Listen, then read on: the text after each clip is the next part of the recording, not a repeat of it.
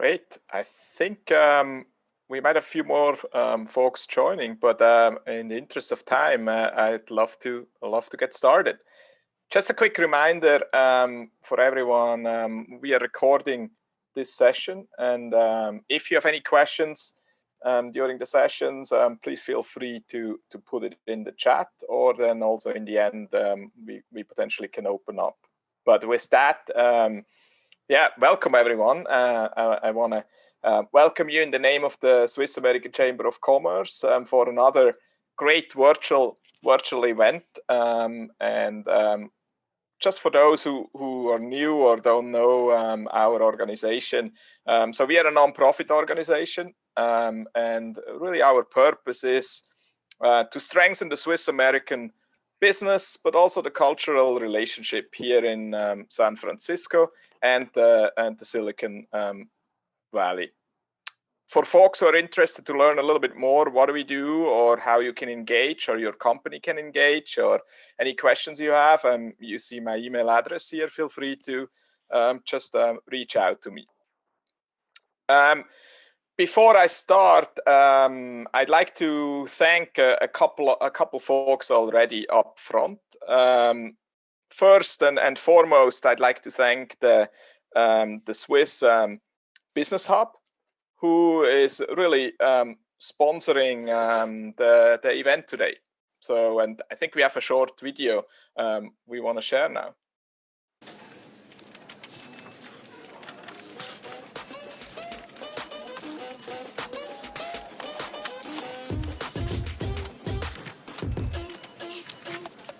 If your strategy doesn't meet your vision, it can be impossible to expand. Let Switzerland Global Enterprise help expand and grow your business the right way. Choose Switzerland. It's time to do it right.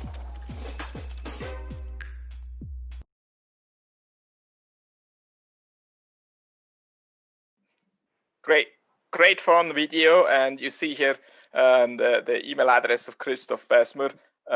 Feel free to reach out, but thanks again for sponsoring today's event. The second thanks I want to provide today is going to all our panelists. So Lukas, Andreas, Paul, and then Gert, who is moderating the event today. Thank you very much for taking the time and sharing with us and our community your insights. And then last but not least, I want to thank obviously you all who take the time. There's a lot of opportunities how you can spend your time, a lot of video conferences you can join. So really appreciative that you join us here today. So with that, I don't want to spend much more time. I want to hand over to Gert to moderate the event on a very exciting topic around corporate venturing, which is actually very close to my heart on multiple fronts as well. So please, Gert, take over. Thank you, Philip, and welcome also from my side to our event today on corporate venturing. It's a very timely topic. Everybody is figuring out in the last 10 months how to deal with these changes, COVID. I'm speaking about COVID, how to deal with these incredibly fast changes. But even before, the last 10, 15 years, we've seen how an idea can grow into incredibly successful and large companies, seemingly overnight, within a few years only. And on the other hand, large corporations with have a lot of history, know-how, knowledge, but also have a lot of established processes. And what we would like to explore today is how could these two worlds benefit from each other? What can we at large corporations learn from the startups without giving up the many things and the many assets that we already have? How to grow future businesses in this VUCA world of uncertain times with demand for incredible degree of flexibility and ever increasing cycles of having to replace existing businesses. And I'm very happy and very glad that we were able to find experts in the field who are going to join us today and shed the light from their own perspectives. We have two large corporations from Switzerland, their venture experts, and then we have a VC who today helps corporations build incubators to create new businesses, but also to create corporate venture practices. So with that, this is the outline for today. And with that, I'm very pleased to introduce Lukas Peter from Swisscom. He's the head of Swisscom's outpost in Palo Alto. Swisscom has had a presence here in Silicon Valley for 20 years, and Lukas is heading the outpost today. Lukas earned his PhD from HSG, University of St. Gallen in Switzerland, and has been with Swisscom for a long time, has built internal accelerator programs, and for a few years now has been heading this outpost in Silicon Valley. So Lukas, why is Swisscom in Silicon Valley? Why do you look here in Silicon Valley to find solutions to grow your business or to replace existing businesses? And what works, what doesn't? What can you share with us? Yeah, definitely. I mean, as you see here, we are not only in Silicon Valley, we are also in Shanghai. So another hotspot, I would say. It's like up and coming, even like overcoming the US. Yeah, as you see in next slide, maybe a little bit about Swisscom. So we are number one in Switzerland, number one ICT company in Switzerland. We roughly have 20,000 people. We have 6.5 million mobile user, so which is quite a big number for Switzerland, as we are only 8 million people. So almost everyone in Switzerland has a Swisscom mobile subscription, which is great. Like in terms of market share, we do around 12 billion revenue every year, and yeah, we are a classic telecom infrastructure company. And yeah, I mean, if you look at the numbers, you think it's quite an amazing and solid business. But if you go to the next slide, that's also a reason why we are here. I mean, we still have 2.3 million fixed access lines. So these landline phones, there are still people using landline phones. You cannot imagine. So there's still over 2 million people using those phones. But I mean, you can think about it like Android or iOS is going to take over this business as well. Same as I mentioned before, mobile business. I mean, like one example, we had like a 600 million messaging business back in the times, and within 2 years, WhatsApp totally destroyed the business. So within 2 years, we went from 600 million revenue down to 0 Swiss francs in revenue. So that's quite, I would say it's a threat, but on the other hand, of course, also many opportunities. So that's why we are in Silicon Valley in Shanghai. And if you go to the next slide, yeah, if you see now like how we make revenue nowadays, it's like 70% of our revenue today didn't exist 10 years ago. So that's like we really have to innovate. So it's like for us, it's a movement. So we have constantly, we have to innovate constantly. Yeah, next slide.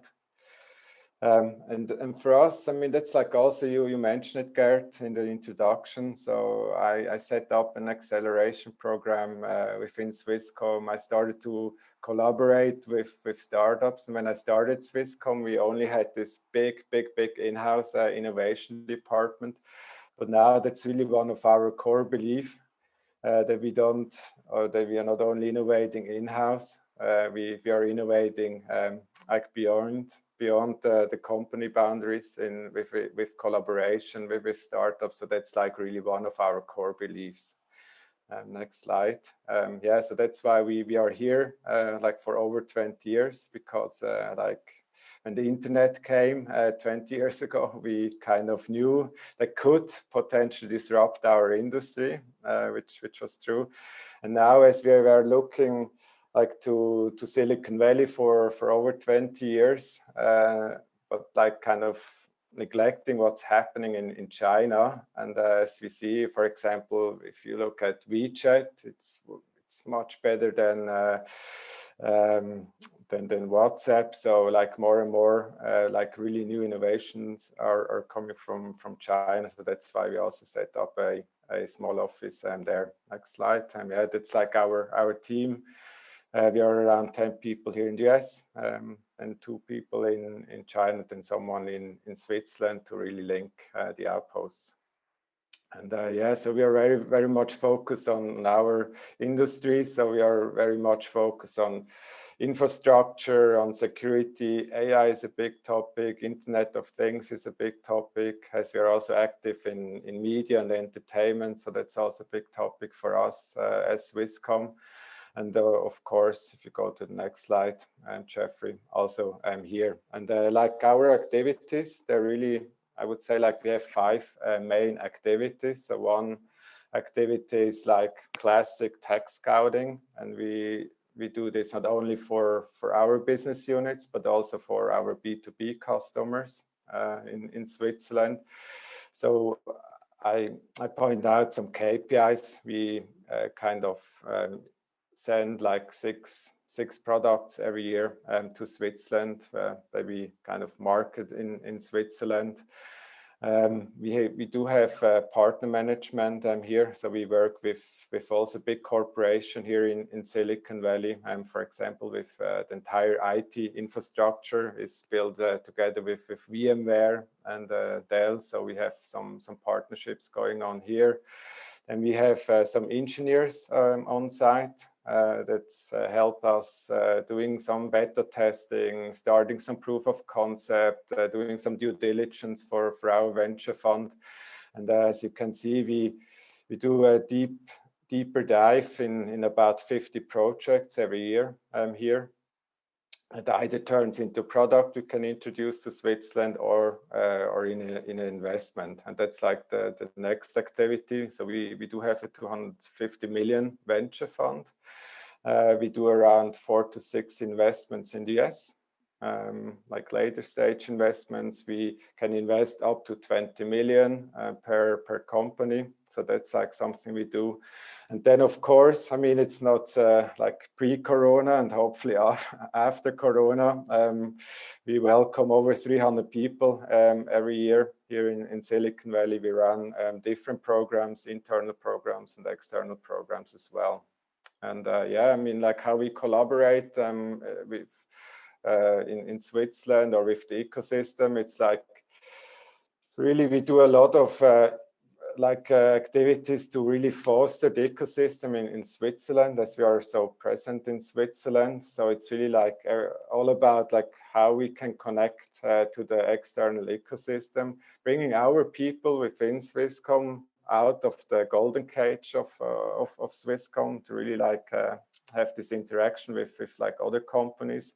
Then we also join different accelerator program. We have a big accelerator in Switzerland, which is called Kickstart Accelerator. We are sponsor and part of. Then, as I mentioned before, we do have a venture fund, 250 million venture fund. So we do a lot of investments there. And then at the end, it's like the most challenging part, but also the most crucial part for Swisscom, most important part is really building new business, which means like either acquiring new business or starting new business from scratch or like stepping into joint ventures. So that's like the most challenging, but the most important part for Swisscom. Yes, so I'm happy. And thank you. And I'm happy to hand over to, I think, SPB, right? Yes. Yes, exactly. Thank you, Lukas. So very, very impressive, of course, what you do. And, you know, the words resonate with me. You're leaving the golden cage and you co-create in an ecosystem approach. I'm sure we will hear some more of that. And with this, I'd like to introduce Andreas, who's the Silicon Valley Scout for the Swiss Federal Railways, who operate the longest, fastest tunnel anywhere in the world, crossing the Alps north north-south. Incredible engineering achievement. And Andreas has been in Silicon Valley, I think, just about a year, or is it 2 already? Just about a year, I think. He earned his master's at the universities of Bern, Fribourg, and Strasbourg. He's an experienced innovation scout and venture scout. He was with Swisscom before, has been with SBB, Swiss Railways, for a number of years, and has built up their presence in Silicon Valley. So what is the Swiss State Railways? What are they doing in Silicon Valley and elsewhere in the world? This innovation must really be important for you to send you here, Andreas. Yes, innovation is super important to us, to SBB, because the customers demand a lot. They want to have the newest innovation in the trains. They want to have the new devices to use them in the train. So there's a lot of like customer demand that we are trying to answer. And what we have discovered in the last few years is that we cannot do it alone. As SBB, we are maybe the experts for train operations. We know how to drive a train and be on time, but we are not the experts for everything that is new, the new Silicon Valley technologies. These can be from 5G, augmented reality, 3D printing, and so on. So for that, we need partners. And that's why we decided, hey, let's do something that our good friends from Swisscom actually did 20 years ago. Let's start Outposts. And we launched this last summer.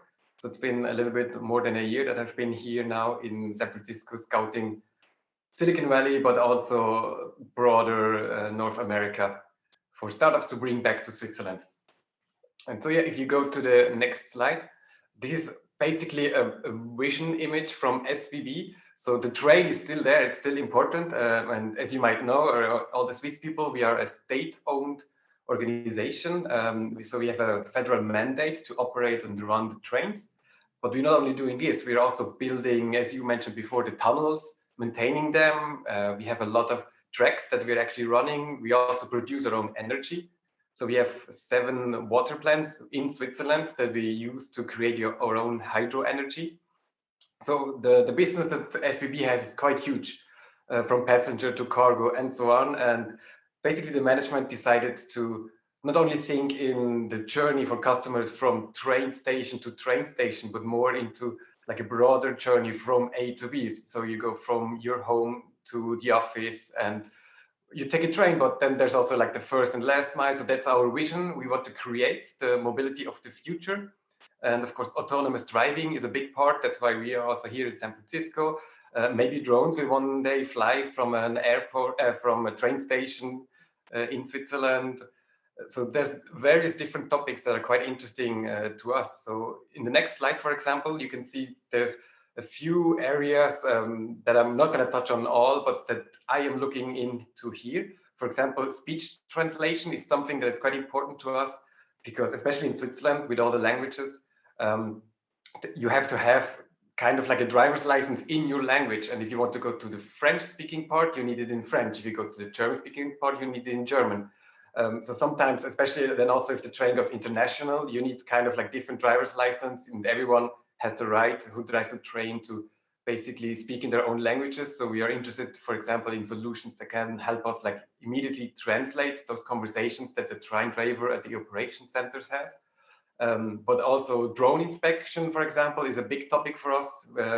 So far, we still have to inspect manually our bridges, our tunnels, sometimes even like knocking on the walls and see if there's like a hole behind it, which is something that you can do actually with a drone with various sensors on it. So there's a lot of like low-hanging fruits that we can do with this new kind of technology that I'm trying to bring into Switzerland to launch projects. And on the next slide, you can actually see there's various activities that you can do with startups. Similar to Swisscom, we have various activities that we do, and here maybe the red ones are the ones that we're actively doing, and the gray ones are those that we are not doing or not doing anymore. So for example, we are still engaging in like ideation stuff, hackathons, pitching events, but for example, venture capital is something that we are not doing. So we're not directly investing as a company into startups. However, we are doing a lot of co-creation. We help to bring the startups to Switzerland launch projects there, and best case, even become not just only a partner, but a customer to the startup and try to have an engaging partnership with them. In this slide, you can see there's a lot of various success stories that we already have from Silicon Valley. So we're trying to bring wireless charging to Switzerland so that you maybe one day, we still have to go through a lot of regulations, charge your phone that maybe comes from Swisscom in the train without even having the needs to plug it in. Especially here in San Francisco, traffic simulation is quite important and big. And this is also something that is super interesting to us, because we as a company, we have to know, so where will be the new biggest cities in Switzerland? In case there's a company building an office somewhere, maybe there needs to be a public transportation stop. So we need to kind of plan, where do we send the trains, where do the bus routes go, and so on. So all this kind of digital twin, simulating the whole public transportation within Switzerland is something that we're doing and trying to tackle now with technologies that we're actually bringing back from Silicon Valley. But then on the next slide, you can also see that's an actual cockpit of a locomotive. Of course, not the newest one, it's an older one, which is but still running.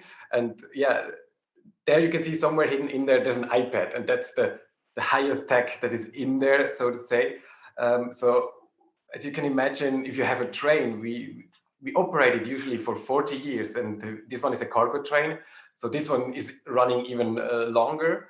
So sometimes it's really hard for us if you bring in new technology, but then we have this old hardware, these old trains that kind of needs to be upgraded somehow and to do stuff. So it's kind of tricky sometimes to do everything that we want to do. And also it's not that easy if you have a train with 1,000 people that are on board, and you cannot just try something out and like, okay, let's do this and try the sensors out. There's a lot of regulations that are immensely important, but that we have to follow. And sometimes that's also a little bit tricky to do something when we come back with a startup, and then it's super long when we have to talk to them and fill out a lot of paperwork, which is typical Swiss, I guess, in order to launch projects and to get it running. But yeah, the management really is supporting this, and we're doing a lot of innovation activities internally and externally with the help of startups, but also larger corporations. For example, with Swisscom, we do, of course, have a lot of projects in common. And because the outposts are both here in San Francisco, we're also doing kind of work together sometimes, which is also nice to have like a better brand together as the two Swiss companies. Yeah, and that's more or less all about me. Thank you, Andreas. Amazing. Wow. I wonder what you will do with, Apple getting rid of the connectors on their iPads altogether. Now you don't only have to fit new USB ports to your 40-year-old locomotives, but I don't know. Nobody knows, something else. But thank you so much. And it's very impressive how you describe it. What I take away is that you have so many areas where you have to innovate, that you're drawing on partners and Silicon Valley, because it's almost, I would find, to me at least, it sounds like it would be extremely hard to even do all these innovations on your own. So almost no chance. Very different drivers than for Swisscom. This is interesting. Thank you. And now I'd like to introduce our third panelist for today, Paul Holland. Paul Holland is a managing director at Mark 49.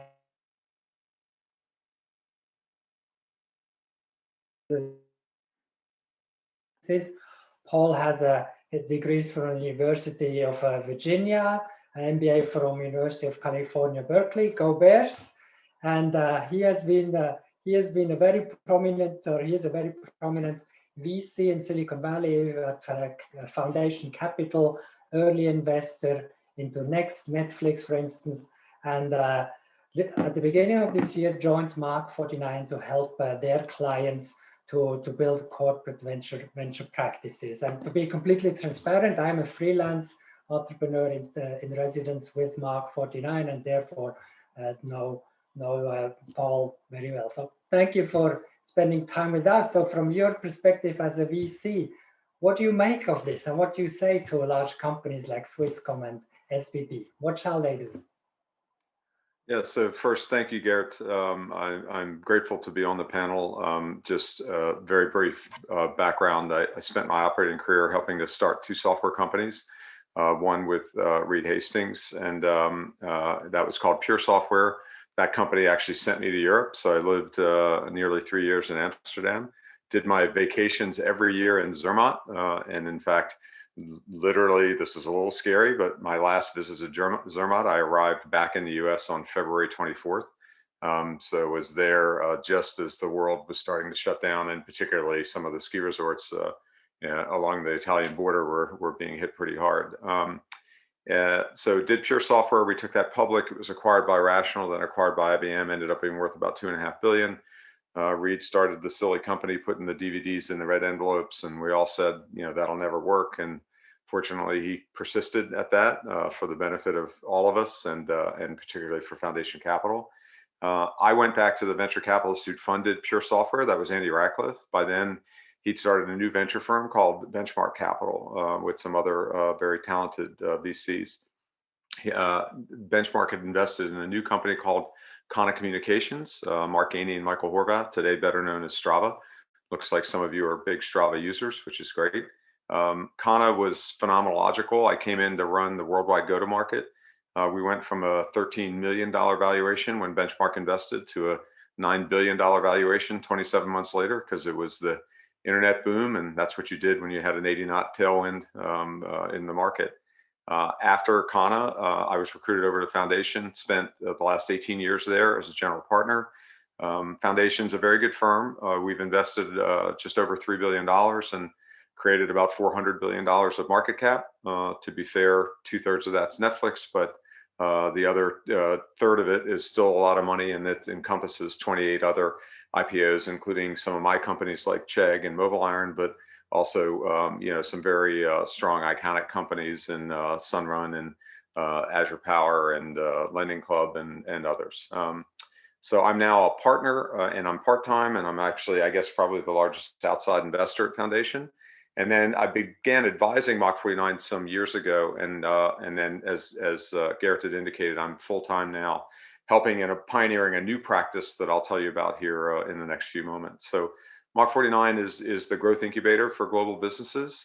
We do 2 things. We do what we call disrupting inside out, which is to create and build and launch new ventures, typically generated from within organizations. So by the end of this year, we'll help launch 40 new companies. Some of those are for Swiss companies, which we'll talk about, but also probably about 1/3 of our business is on continental Europe with large companies there.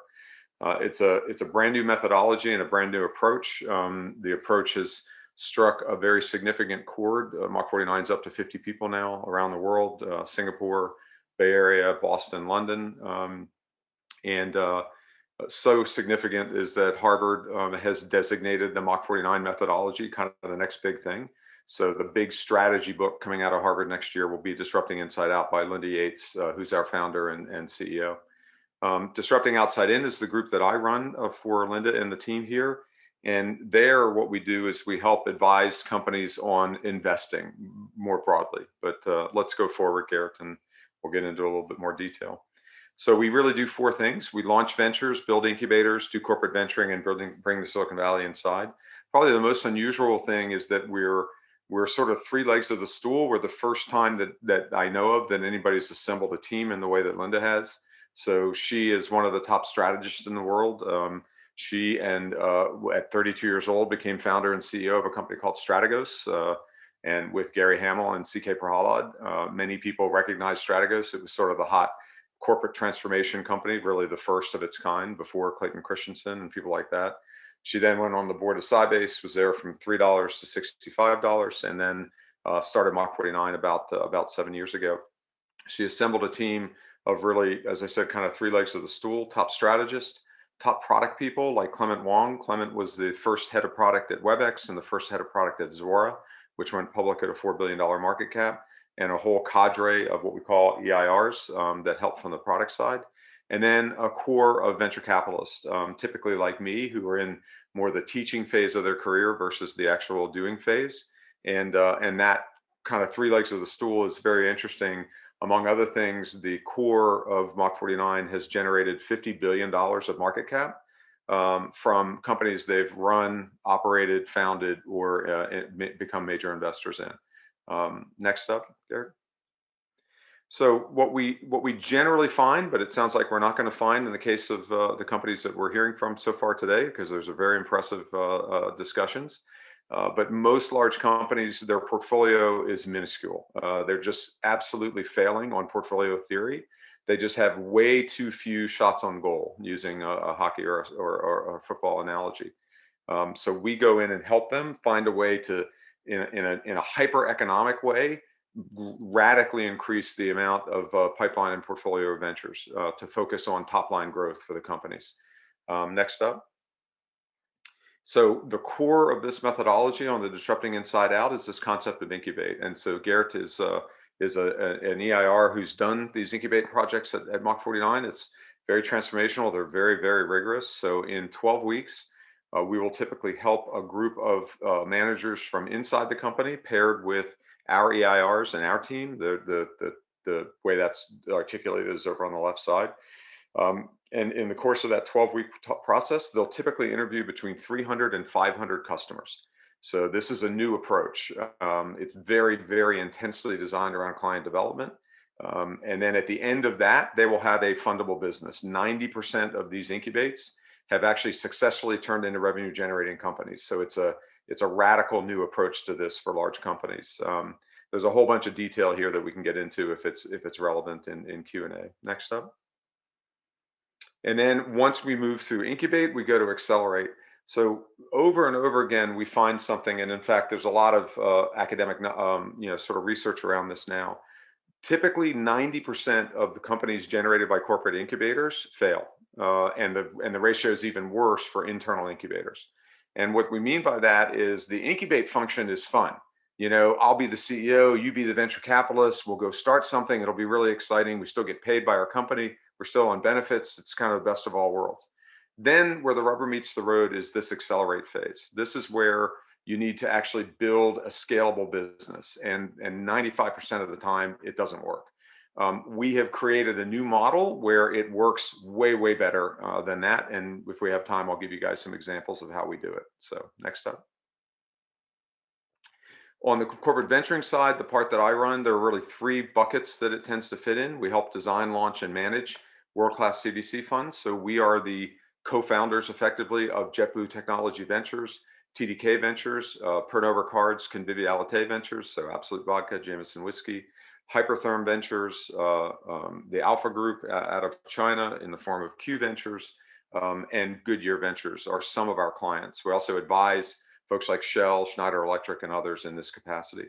We also support executive investment committees, some without a CVC. We just completed a large project for one of the top 10 companies in the world, an energy company, that did a compare and contrast between M&A practices applied to trying to help make these industrial companies more digital, but also comparing it to corporate innovation activities and incubation activities and the CVC activities. So really the first of its kind study that we're aware of.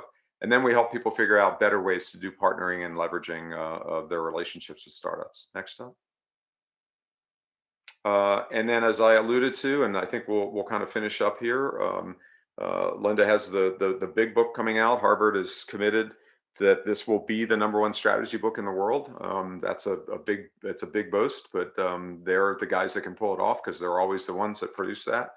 And very poignant, perhaps worth noting, Linda and I have been married for 31 years. So that's how I got to know Mach 49. And I actually took this picture, which was kind of fun. But and it's also, as she points out, this won't be the cover of the book, but I think it would be a really nice cover, immodestly. But when Harvard decided there were 6 publishers who bid on the book, Harvard actually bid twice to make sure they could win. And they came back and they said 2 things that I found very poignant. One is the first unanimous decision that anybody there can remember, because it can be pretty tenuous as the editorial board at Harvard Business Press, Harvard Business Review Press. And then the first woman practitioner ever, which I found sad on the one dimension, but also very dramatic on another dimension. So I think they're fully committed to helping make sure this methodology spreads around the world, and it's doing a pretty good job by itself. Final footnote is that Mach 49 was acquired about 8 weeks ago by a public company called Next 15. Really cool holding company that has a bunch of constituent companies you guys may know: Outcast, Communication, Archetype, Activate, and others. And they've committed that they want to help make Mach 49 a $100 million business around venture building for large companies. So that's it from this side, and looking forward to hearing more. Thank you, Paul. Very impressive, and you've I'd like to start with you actually, because what I take from you is these two distinct approaches. Teach large corporations how to incubate their internal ideas and test them, and then grow them into new businesses, and at the same time helping them to learn how to do external venturing. And we've heard that from Andreas and Lukas as well, even though Andreas' company cannot do so much to corporate venturing, but Swisscom does it very much. And maybe to the two of you, Paul and Lukas, how do you strike the balance of this incubating internal versus external ideas? Is this a competition for limited resources, or how do companies find the right balance that works and actually produces sustainable results? Well, I think the internal and external efforts can be the yin and the yang of each other. We rebuilt the incubator for Intel, which is, people find that kind of fascinating because everybody thinks of Intel as the grandfather of the Silicon Valley, which it is.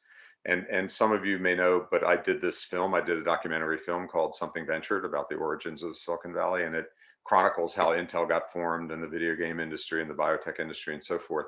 So they really are the grandfather of kind of the technology part of the Silicon Valley.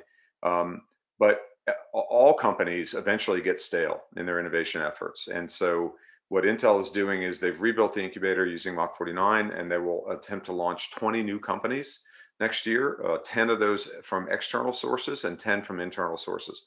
And it's very important to kind of balance the two. What we've seen, I think, because of Y Combinator and to some extent Techstars and others, is perhaps an overemphasis on the external. Let's go find the cool 27-year-old who wears the hoodie and has the top knot and all that. But if you're inside a company, number one, if you go into these large companies, and you guys are representative of this, you find incredibly intelligent people, incredibly hardworking people, top graduates. You find all the things you're looking for in entrepreneurs. But what you don't find is entrepreneurial culture, because that's counter to what many large companies end up producing. And so if you can create that culture, then you create a breeding ground that can create something really exciting and successful. And it has the added benefit of providing employee engagement. It has the benefit of actually firing up and improving the morale of the people who are at the company. Whereas if it's all about the 27-year-old from the outside that you're going to pour money on, that actually can be counter, to basically improving engagement and morale. So we believe that actually a balanced approach between the internal and the external is the way that, one, you'll get the best results, because you also mitigate your risks to some extent, and two, you'll find a way to get the best of both worlds. Yeah, I mean, I fully agree. I think it's really all about to have this diversified portfolio of bets, of early stage bets, of smaller bets, of bigger bets. If they're internal or external, it doesn't matter. What really matters for us is like this top line revenue, so that we can create new business for Swisscom. Investments are nice, but they're mainly financial driven, and they're relevant, yes, to get some insights, but they're not really relevant to really build new business. So it's really all about to have this diversified portfolio. And we also run an internal program called Kickbox. I think it's kind of a similar process as Mach 49 is offering.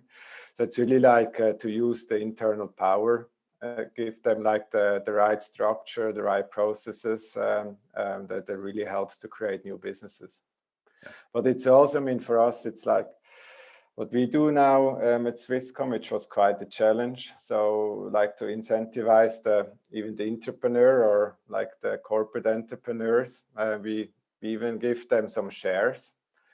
But it was quite a big discussion, because the HR, or from HR perspective, the biggest worry they had was if we give some shares and the startup becomes a unicorn, and then the CEO of the startup is earning more than our CEO. So it's very hard to kind of explain. So we have this kind of discussion. So it's really all about to have the right structure and the right support for the startups that they really can grow. So when we have time, we've actually had that happen. We didn't have the unicorn, but we had a company that was acquired for 100x the cost of the innovation within 36, or the incubation within 36 months. We build these shadow equity plans. The equity plan kicked in. The CEO of the startup made more money than the CEO. However, the CEO got to drop $80 million to their bottom line in a single quarter. So I think ultimately everybody came out happy. Exactly. It's a nice problem to have. Exactly. That's what I told to our HR people as well. Interesting, but it's a beautiful example to show, how the clash of these two cultures, and to bring this into a balanced way is certainly not simple. And maybe to explore that even more, Andreas, a company like a federal, like the Swiss Railways, you said it before, there's a train with 1,000 people on it, and you're driving that train, and now you're going to trust, some technology from a startup. You must be incredibly safety, security, stability driven in your culture. Do you have examples of maybe internal ideas or even startups that brought you a solution and which is now commonplace and used everywhere?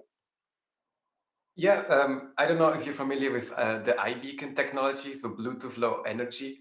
It's a good example. That's something that we're using in the train station for geolocalization, where people are, for navigating, finding the right track.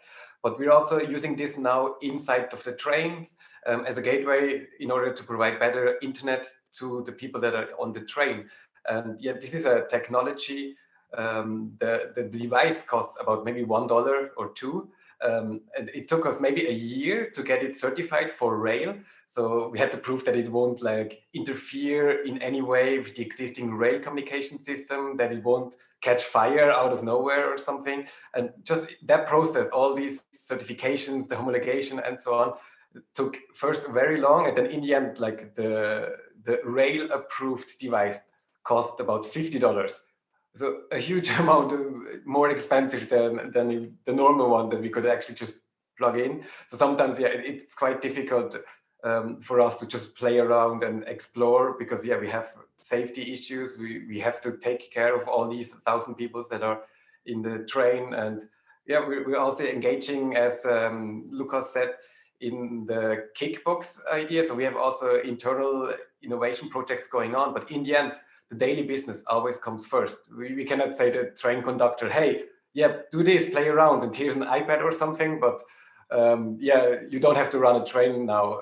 So the daily business sometimes is in competition with the new exploration of the innovation. That's a challenge that we have to kind of play around with. Thank you. And I guess the key is that as a company, it's accepted, and you know that this will be work, and and you learn. What are some of the learnings kind of in the mothership that came from exercises like the iBeacon you just described? And Lukas and Paul, feel free to chime in. What are some of the success factors to the participants? What can we tell them? How do you bring a startup into the culture and into the mothership while to the satisfaction of both parties? Yeah, I think it's really, it's also what Andreas mentioned, to really have the right structure and processes. So if you work with a startup, that you don't have to sign a 100-page contract, and that you don't have to go through all these different stages to get to a decision, which is if you want to spend this $50 or not. So it's really like this, and really to have the right incentives around to to attract the right companies or the right talents. So that's very important for us. I mean, you see here in the background a pirate. So we run this Pirates Hub in Switzerland to really position like Swisscom to kind of to the startups and to have also kind of a new brand that should attract new people, because we still have like this traditional image of a telecommunication provider, which is not really sexy for young people and talents. So we really try to do a lot in the ecosystem I mean, at the end, it's really about attracting the right talents and give them the right tools so they can run. So I think Lucas's comments are perfect for this. So we actually have a slide when we talk about bringing the Silicon Valley inside. I wrote a presentation that I used at Harvard and Stanford and other places doing lectures on entrepreneurialism. And what I did is I created in the center was the entrepreneur, and then kind of the flower petals surrounding the entrepreneur were our legal firms, our venture firms, our universities, our angel networks, our other kind of parts of the ecosystem. We've now taken that old presentation, kind of updated it, and then we apply it to this mothership question. The mothership issue is really the #1 issue in corporate innovation, in my opinion, because it's not, you can read a book, you can hire Mach 49, you can do these other things, but if you don't have this figured out at the mothership, and it sounds like the folks on this on this webinar have it nailed compared to most companies, but you have to have the person in purchasing who's going to process the order more quickly. You have to have the person in legal who will write the 1-page term sheet, not the 40-page term sheet. You got to have somebody in marketing who won't be the logo police, right? They're going to be the people facilitating things. So we actually literally and physically, although now virtually, go in and retrain all the departments, because that's one of the preconditions for success that we've learned. You have to create a fertile environment inside the mothership, and most companies haven't done that, and it's one of the it's really the biggest reason they kind of fail repeatedly on these things, because they haven't created a fertile environment for entrepreneurial activity, whether it's from the outside or whether it's from the inside. So we go in and replant these people and retrain people so that in each of the significant departments, there's like a revolutionary cell. There's the pirate ship full of little pirates that kind of help out in getting these startups going and getting people in the right place culturally, so that you don't get asked for the $50 PO and it takes 6 weeks and all of that kind of stuff. It's very, very important. Thank you. Great comments and learnings. Thank you very much. I'm looking at our clock, and I would like to ask one more statement, maybe from each. So the last 7 months, we've been shelter at home, work at home, stay at home, everything at home. Silicon Valley used to live from coffees and restaurants and lunches. All this has fallen away, and we've been doing this for 7 months. What maybe a short statement from each. Overall, was this a good thing after all? Did we learn something good, or was this just a catastrophe and all the venturing and the innovation came to standstill? And what will stay once we can go back to normal? What will stay from this period? I'll start. I mean, every major human catastrophe has created a wave of innovation that's like the effect of a pebble in a pond. You drop the pebble in the pond and the waves get bigger and bigger as they come away from it. So this is the biggest event in any of our lifetimes. It's the biggest event in generations, certainly since the last world wars type of thing. And as a consequence, I think the implications of it and the repercussions of it will occur over the next really generation. I think, so I'm a frequent contributor to CNBC, and I did a piece recently where I said, there are 2 words now. It's digital and virtual. For large companies, bringing it back to that, for 15 years, and I'm going to be very blunt here, I think they basically were the management consulting firms, the strategy firms did open wallet surgery on the big companies around digitalization, and we're going to get you there and we're going to help you with growth.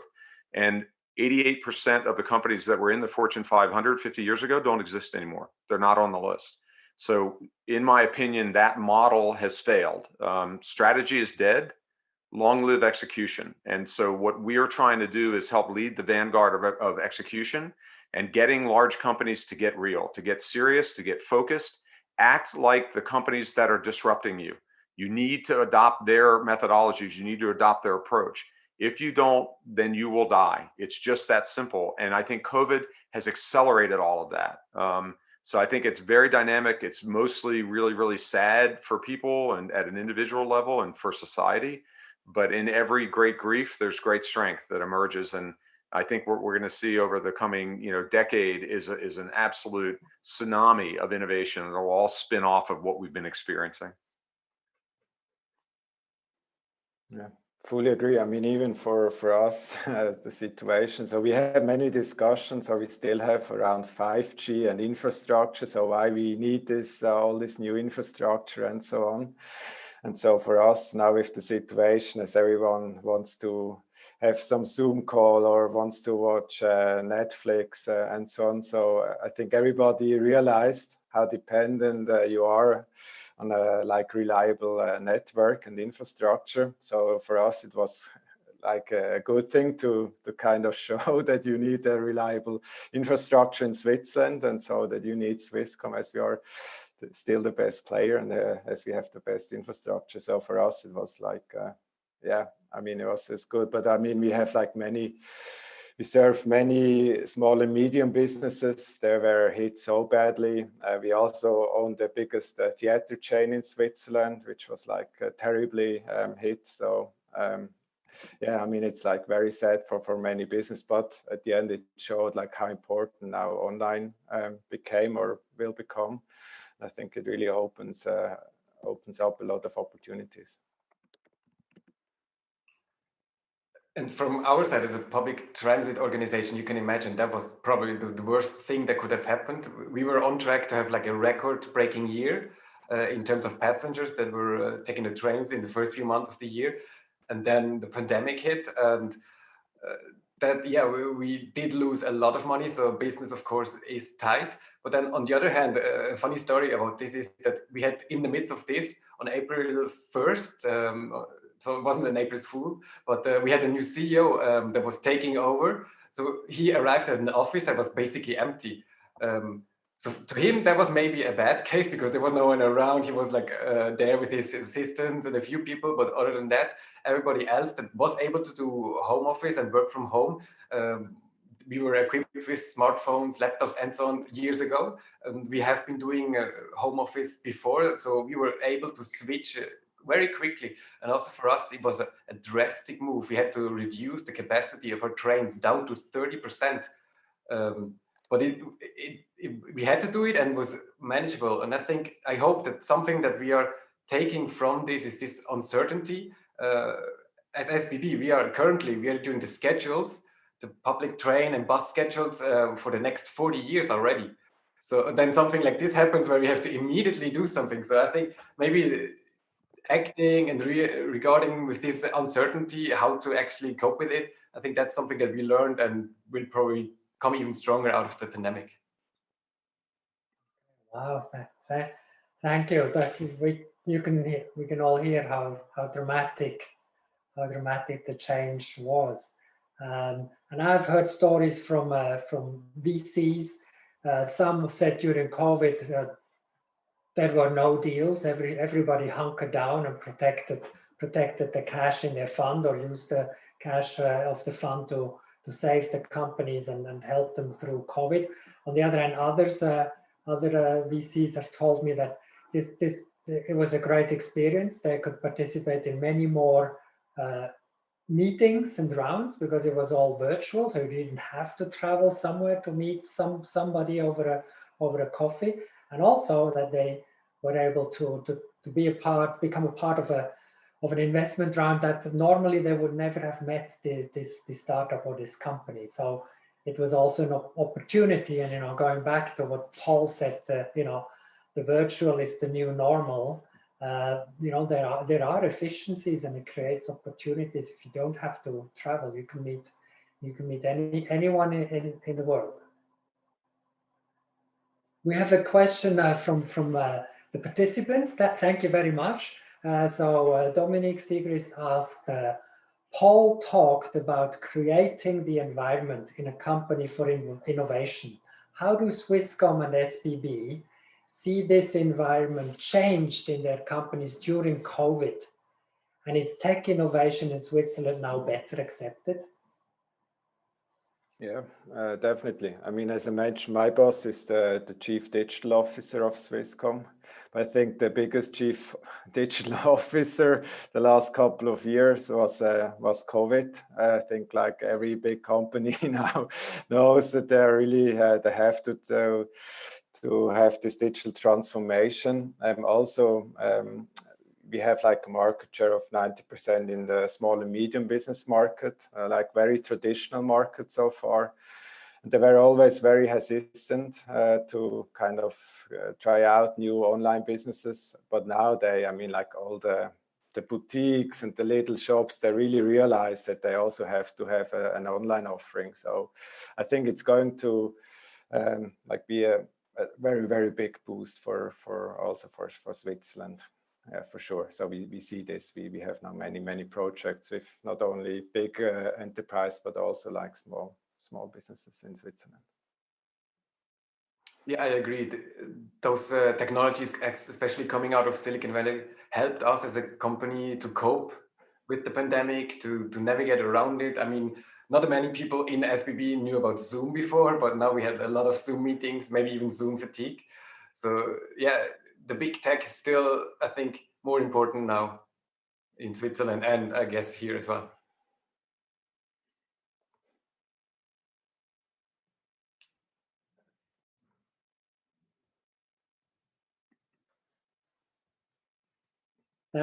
Thank you very much. Yes, I like it. COVID is the Chief Digital Officer of 2020.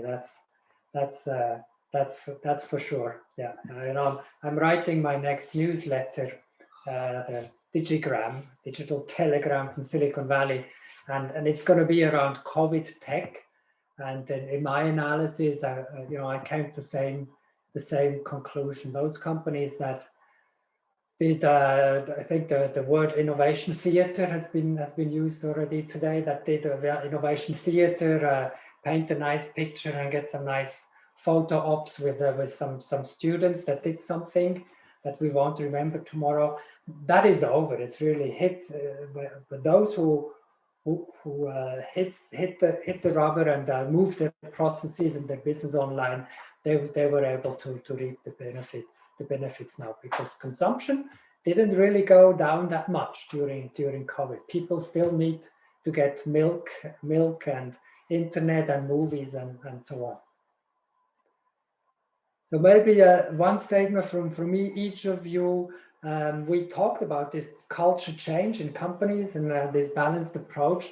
How would you measure this? I don't want to really use the word KPI, but what are some of the metrics that you use, and in your daily practice, how do you want to be measured when they in Bern, when they think of you, and and Paul, for you, when your clients think of you, how do you want to be measured? So if we go and start activities like these, what do we say? What are we going to achieve?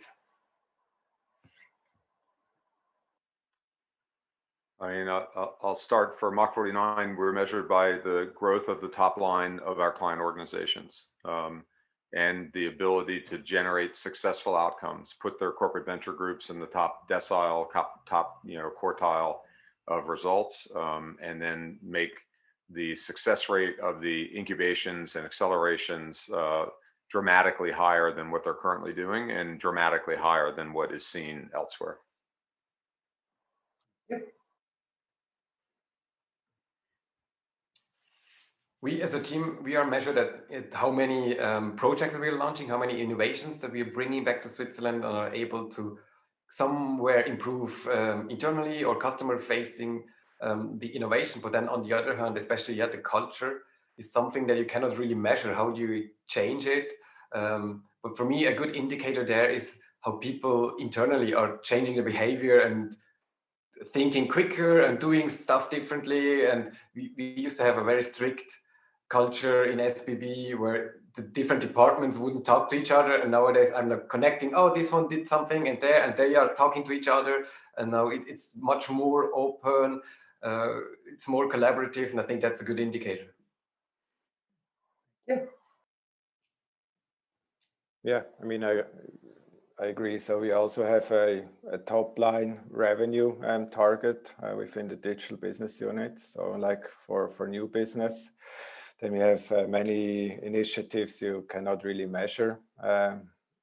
So that's like, I mean, it's like you easily can measure it in terms of the support from the top management.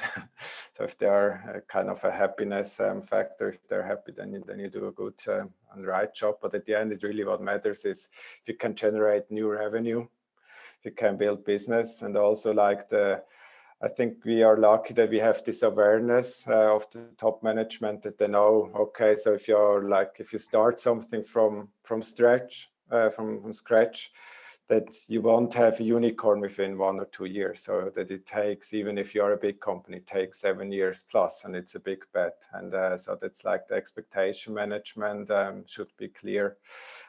So that's like the most important thing, I think. Okay.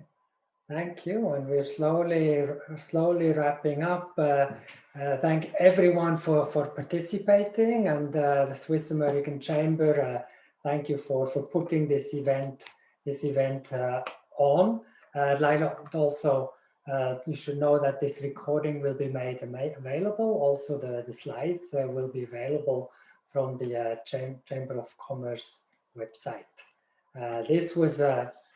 This started as a corporate venturing event today, but for me personally, the conclusion is that COVID actually was a wake-up call. It was a wake-up call that you never know what hits, and we heard it. There is some mitigating of risks, maybe innovation, or maybe working in this ecosystem way, combining both internal and external innovation can create a cocktail, a mix of innovation activities that is more proof to nasty unforeseen surprises such as COVID. Those who had practices in their organization it seems like they're coming out stronger out of COVID than those who didn't. And maybe that is the call to action for me, at least today. So with this, thank you so much, everybody. The Chamber, Philippe, Paul from Mark 49, Lukas from Swisscom, and Andreas from SBB for spending time with us. Thank you, everyone who participated. And with this, Silicon Valley over and out. Enjoy your evening. Thank you very much.